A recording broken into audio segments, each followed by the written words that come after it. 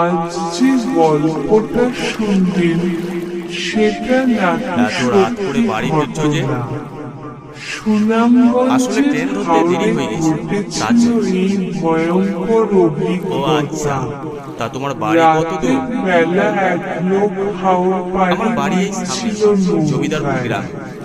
চারপাশ অন্ধকার, তুমি শুধু জমিদারপুরে থাকো? চাঁদের ম্লান আমি আলো এই আর নদীর ওপারেই ঝিঝি থাকি। পোকার শব্দ। আচ্ছা, আপনার বাড়িতে কে হঠাৎ কে আছে? সে দেখতে পেল স্ত্রী দূরে শুনলে এক মেয়ে ভয় পাবে না? পানির ধারে বসে সবাই খাওয়া কাঁদছে। দাওয়া করে ঘুমিয়ে পড়ে। ভেবে ভোর নিল 3:30টার সময় ঘুম থেকে উঠলাম। হয়তো গ্রামের বেশ মেয়ে কিছু পথ লোক ভোরবেলায় হারিয়েছে।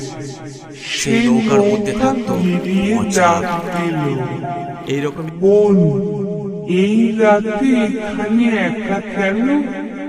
মেয়েটা আস্তে আস্তে নৌকায় উঠল, কিন্তু মুখ দেখা যাচ্ছিল না, শুধু ভিজে কাপড় আর লম্বা চুল।